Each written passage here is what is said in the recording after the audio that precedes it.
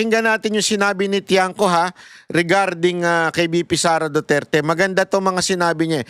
Pero bago yung latest niya sinabi, paparinig ko muna sa inyo yung nung sinabi niya ng isang araw na nawindang yung mga kasamahan niya.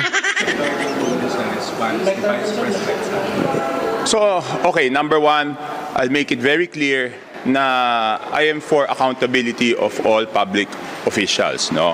So, pero dapat natin siguraduhin na itong proseso ng impeachment kay VP Sara is really for accountability at hindi para maka-escape from accountability yung mga taong involved sa pinakamalaking scam, no, doon sa flood control project, no. Ay, grabe 'yon, ha. So, para baga sinasabi niya, yung impeachment ay panakip butas doon sa flood control issue o iskandal na kinasasangkutan ng mga congressman. Tama, mali? Oh. Yun ang ating yan ang sinasabi niya. So, yun yung akin, no, na baka naman, kaya lang nila gusto ma-impeach si VP Sara dahil natatakot sila sa posibilidad na maging presidente siya at kung maging presidente siya, kung sa ngayon, nakakalusot sila at hindi pa sila napapanagot doon sa kanilang mga kasalanan, sa tingin nila, hindi sila makakalusot kay VP Sara. So we have to make sure of that, no? Kasi ngayon, wala pa silang napapanagot. So isip nila kung si VP Sara manalo, siguradong papanagutin sila. So let's make sure about that, no? Sumunod, nakita ko yung reply ni at uulitin ko kasi pag may sinabi akong favorable sa isang partido, sasabihin DDS ako. Hindi po ako DDS. Gusto ko lang same standards, no? Kung ano po yung standards na ginawa namin doon sa pagsabi na insufficient in substance yung impeachment kay Pangulong Bongbong Marcos, dapat ganun din yung standards na ipapatupad dito kay VP Sara, no? Kasi yun ang accountability. Accountability means parehong standards. Hindi po pwedeng magkaiba yung standards nung kay President Bongbong Marcos at kay VP Sara. And for the record, bumoto nga ako na insufficient in substance yung kay President Bongbong Marcos, no. Pangatlo, ito, trabaho to ng mga abogado, sa tingin ko, doon sa pag-file niya ng ad cautelam, anong tinawag na? Affidavit ad cautelam. Ad cautelam. Ano mo tamang pronouncement doon? Ad cautelam. O doon sa pag-file niya ng ad cautelam, ibig sabihin nun, she is not surrendering her rights to seek other remedies, no? So, mukhang, baka, no? Hindi ko alam kung anong plano nila kasi ad cautelam, baka questionin nila sa Supreme Court yung due process, tsaka yung base doon sa kaniyang reply, baka ang questionin doon is yung 1-year ban, yung due process, at yung kung parehong standards ba ang ginamit doon sa impeachment kay President Bongbong Marcos at tsaka sa kanya. So yun ang tingin kong mga posibilidad. Is it possible na baka pauwilan naman ito sa technicalities? Hindi na technicalities kasi ang tatanungin is same standards ba ang ginamit, no? Okay, ito naman tingin ko lang, okay, isa-isahin natin yung mga accusations, no? Yung COA, hindi pa kasi final yung COA. Yun. Alam naman natin yung notice of disallowance, appealable yan. At kahit magkaroon ng finality doon sa COA, pwede pang appeal yan hanggang Supreme Court, no? So, yon. O baka sabihin na naman, dinidepensa ko, yung sa akin, totoo lang.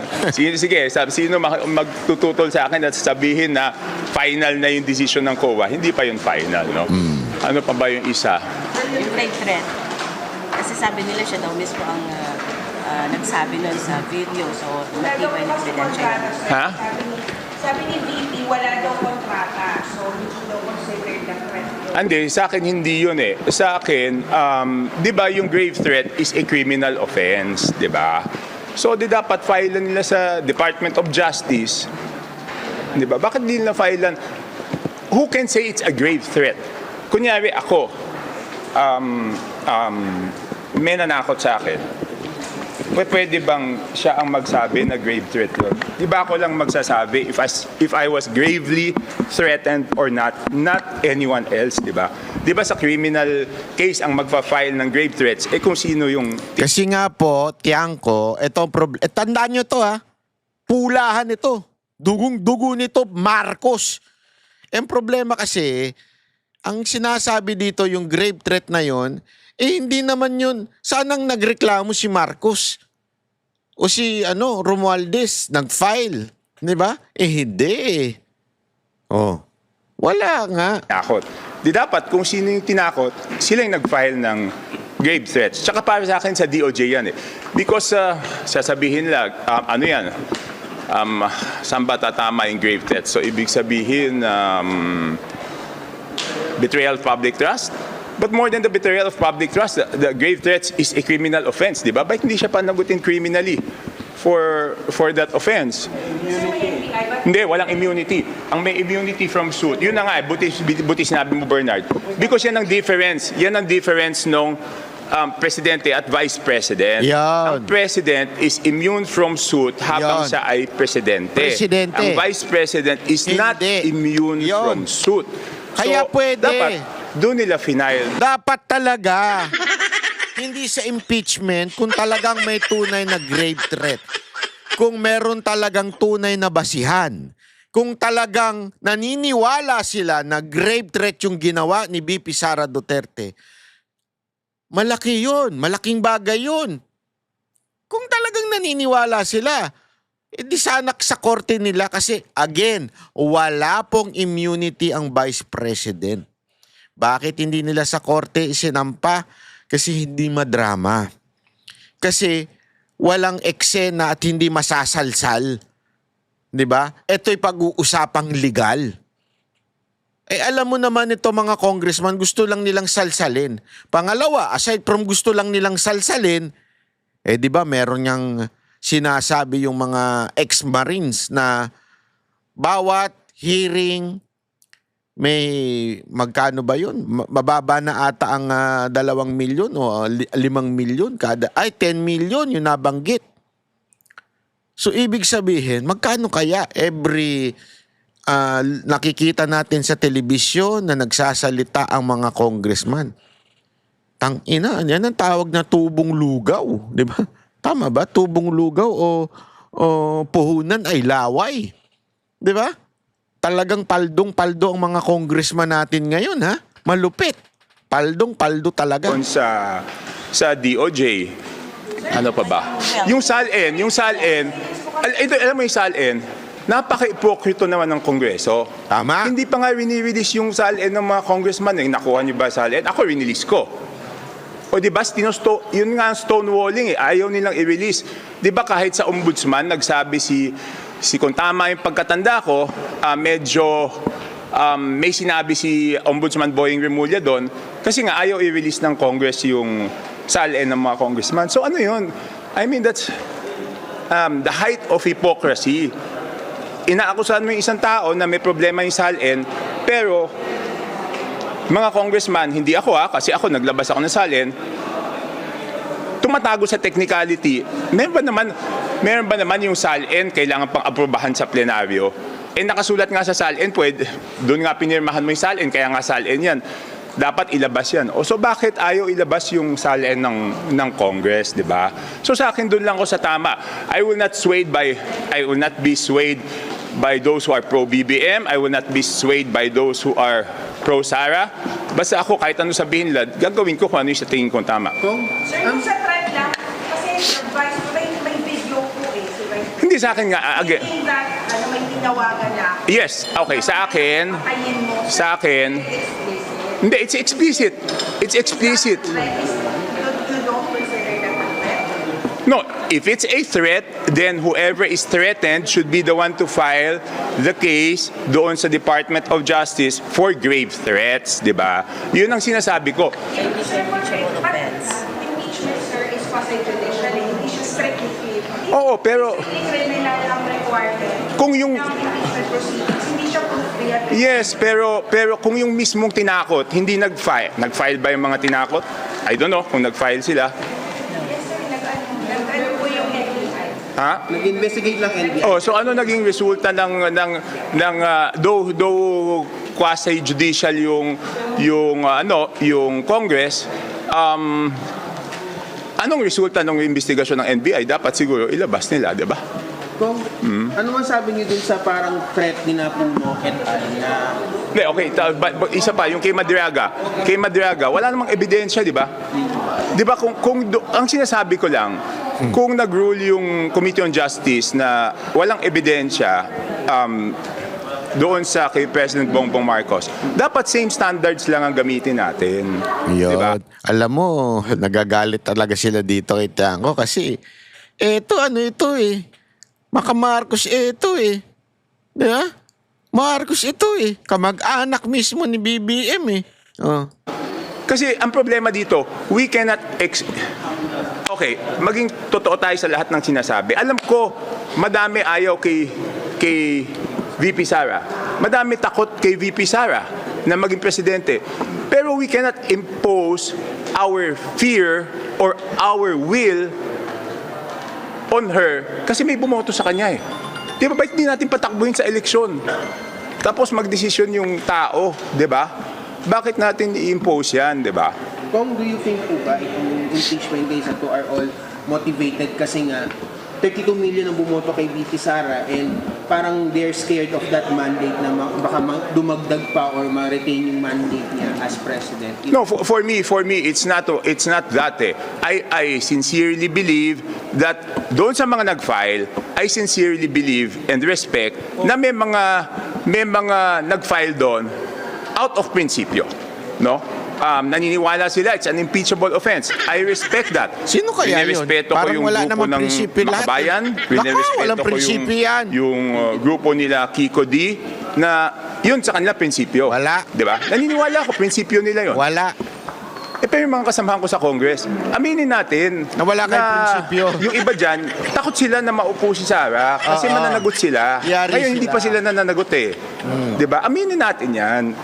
Di ba yung 18 Marines? O yung 18 Marines, di ba dati pag may sinabi ka tungkol sa Congress at hindi totoo, dinagalit yung mga congressman, pinatawag yung 18 Marines. Bakit ngayon takot silang patawag yung 18 Marines?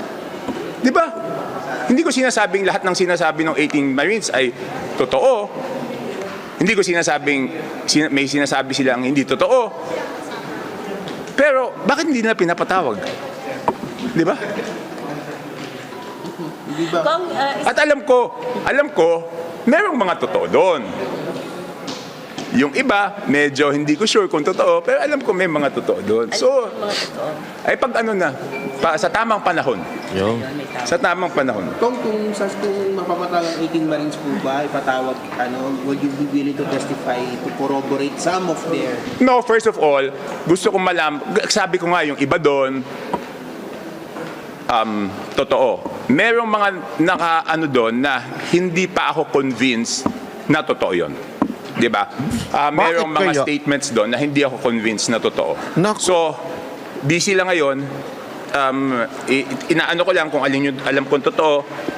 Tapos sineseparate ko yung mga nahandon na Depende sa siguro. tingin hindi ako kumbinsido. Depende siguro sa kwento. Oo.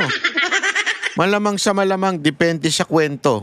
Kasi gano'n naman talaga minsan Pagkakas nadadamay na kaibigan mo, iba na kwento. Di ba? Di natin sure pero baka lang naman. Kayo naman mga kababayan. Tuloy. Na totoo, tapos saka ako pag-aralan during the break. Ngayon, Yung totoo na nakita mo, ano yun? ay, hindi, tsaka ikaw naman. Titanong ko nga. But do you believe na Duterte daw yung nasa likod ng 89s pa naman? Hindi ko alam kung sino nasa likod ganun nga because sa akin, hindi ko tinitingnan kung sino yung nasa likod Sa akin, kung ano yung totoo yan kahit sino nasa likod. Kung hindi totoo, hindi yan totoo kahit sino nasa likod. Diba? Para sa akin, ganun lang kasimple. Yun.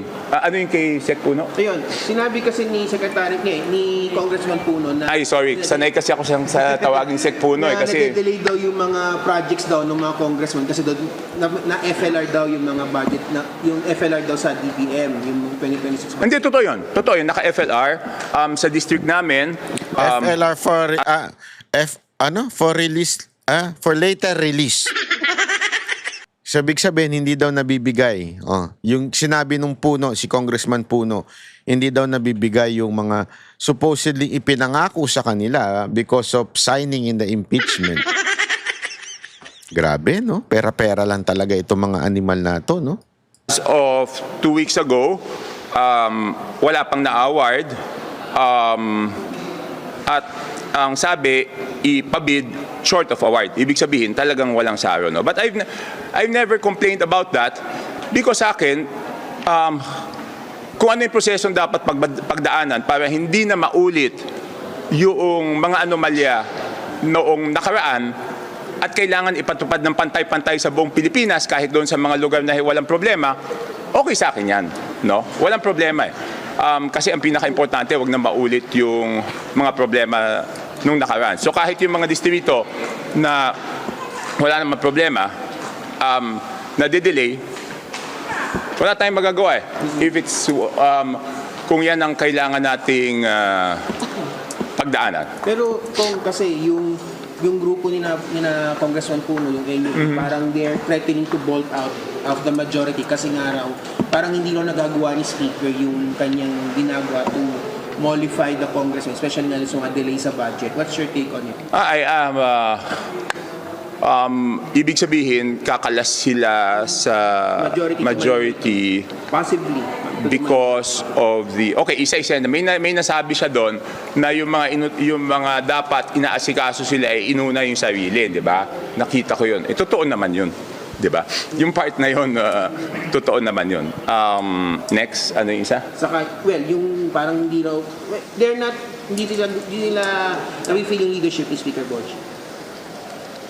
Ako kaibigan ko si Boji, napakabait niya, pero pasensya na Speaker, hindi rin ako masaya dahil lahat ng mga nandun sa previous Speaker, yung pa rin na nakapaligid sa kanya. Yan. Isa lang ang nadala niya, si SDS Dinan. So how can he make the reforms that he wants to do Yan. kung wala naman siyang nadala? Di ba?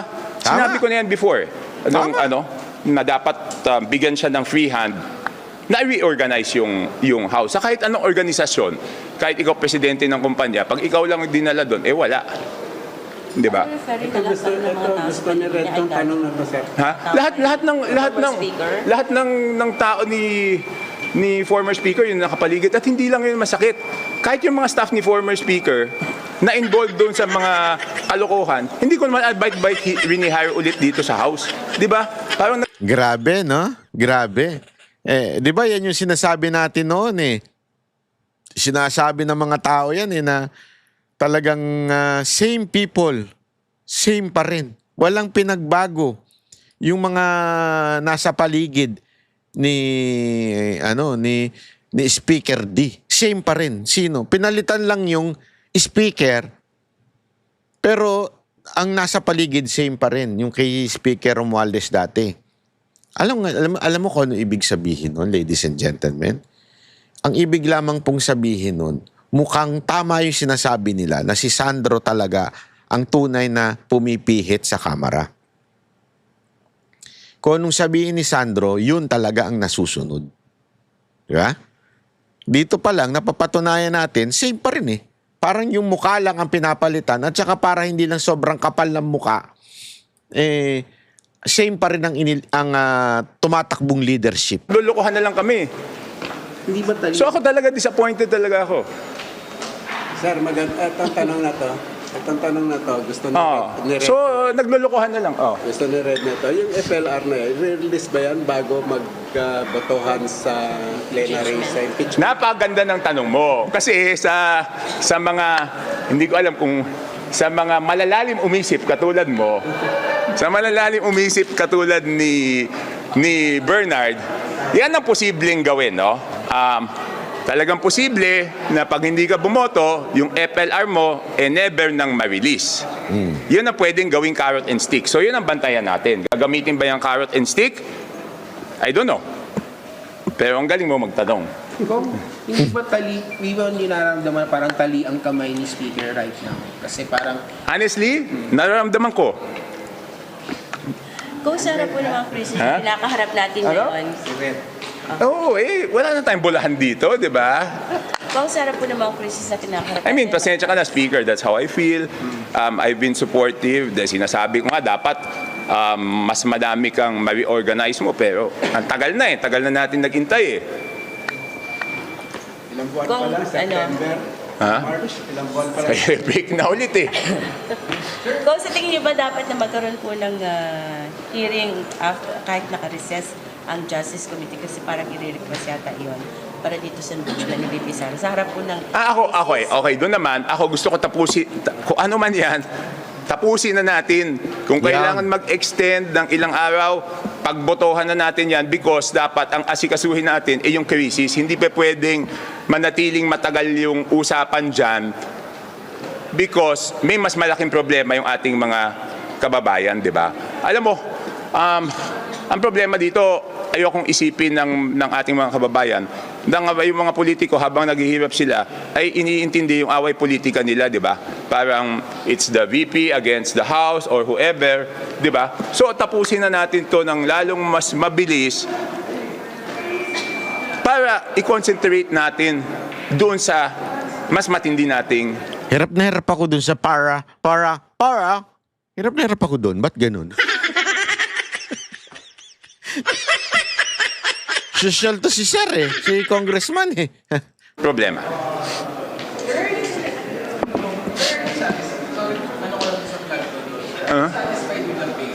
No, not satisfied. I am disappointed, frustrated, disgusted. Yun! Yari kayo. Investigation and prosecution of the people involved in this, you would break away from the administration. Is this... Am I still with them? Wala naman akong tinanggap na committee, di ba? Wala naman akong tinanggap eh. Sabi ko nga, alam mo, lahat naman ng stand ko dito is, basta hindi ako masisway ng pro-BBM, hindi ako masisway ng pro-DDS, hindi ako masisway ng kahit sino. Basta kung ano yung Kakampuet? O tanso? Diretso mo na, kakampuet, tanso o DDS? tingin kong tama, yun ang gagawin ko. Kaya nga 'di ba hindi ako tumanggap ng committee? Wala naman akong partido. So wala akong susundin kung hindi yung sarili ko lang.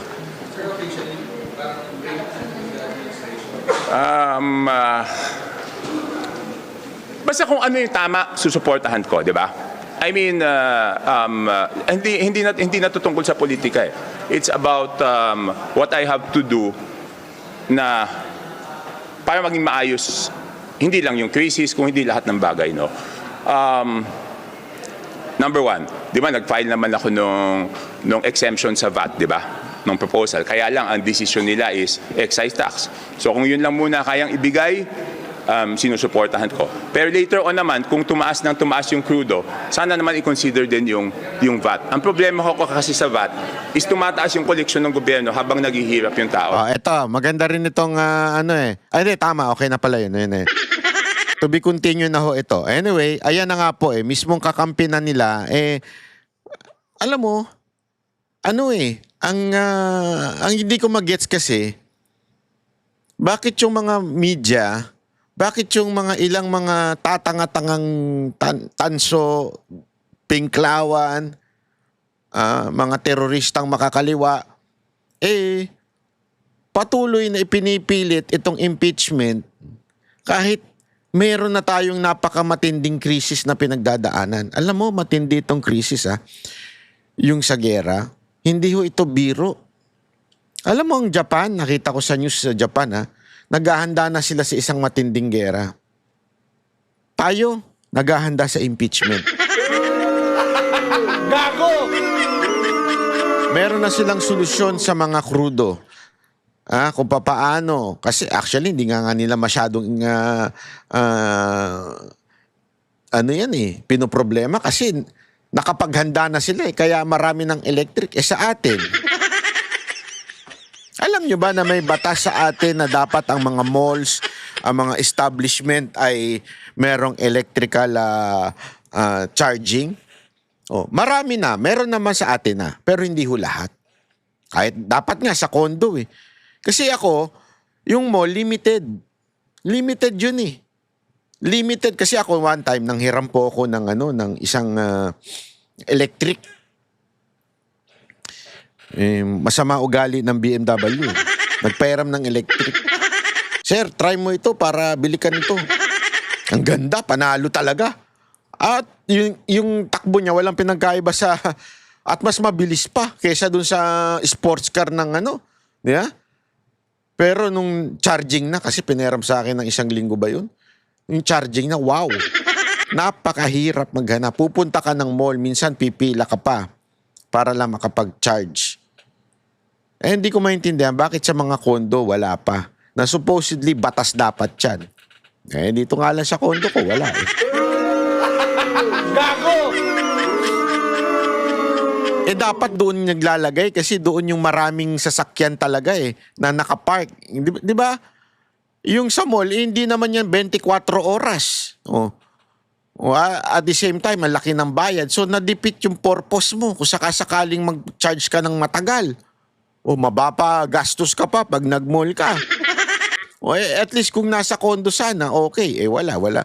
Alam mo, hindi tayo nagpe-prepare Dapat matagal na tayo nagpe-prepare. Dapat ito yung mga batas na ini-implement,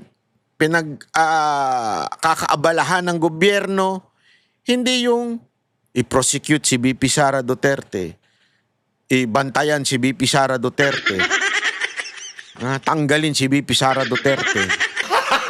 Gago! Batikusin si BP Sara Duterte. Di ba? Wala eh.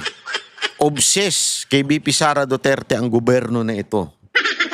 Yan ang totoo, obsessed sila kay BP Sara Duterte. Kailangan talaga ang goal 2028 mawala sa eksena si BP Sara Duterte. Gago! Kaya mga kababayan, tayo ay bantay-bantay. Sabi nga, sa huli, hindi sapat ang ingay. Ang kailangan may basihan. Kailangan malinis ang proseso. Dahil kung ang proseso pa lang may duda na, di ba? Nadududa na kagad. Sabit na kagad yung due process. Baka hindi hustisya ang habol, kundi pag-alis lang ng kalaban. Kaya ikaw, maniniwala ka ba agad? O magtatanong ka muna? Ngayon, gusto kong marinig ka. Mag-comment kayo dyan. Sa baba, hustisya o politika? Sabihin mo kung bakit.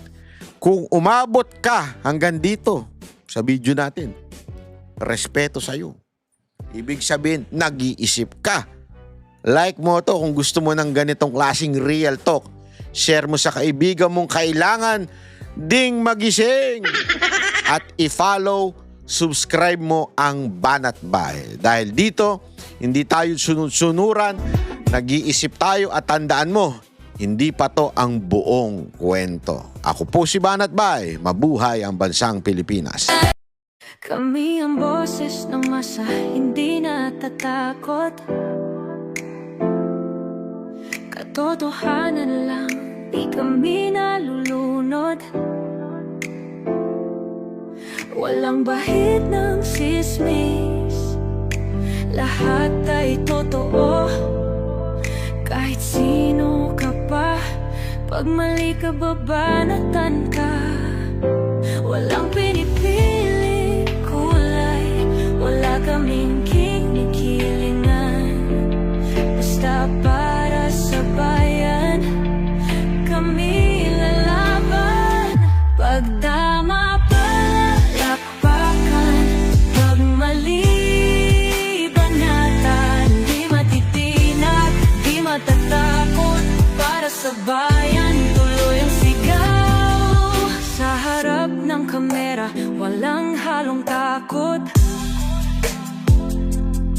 Mga baluktot, lahat kayo'y tutumba.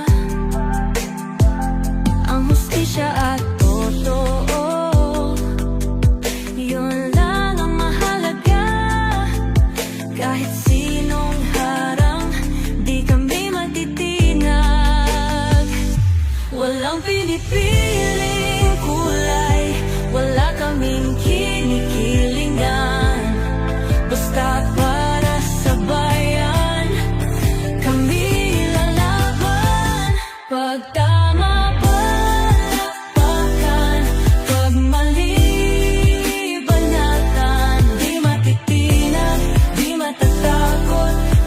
sa bayan, tuloy ang sigaw.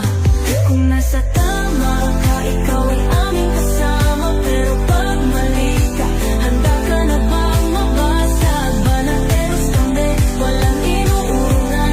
Dahil bayan muna, bago ang sarili.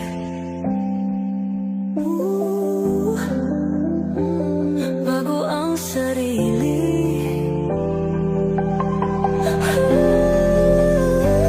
Pag tama palakpakan, pag mali banatan. Banateros ang sigaw, katotohanan ang laban.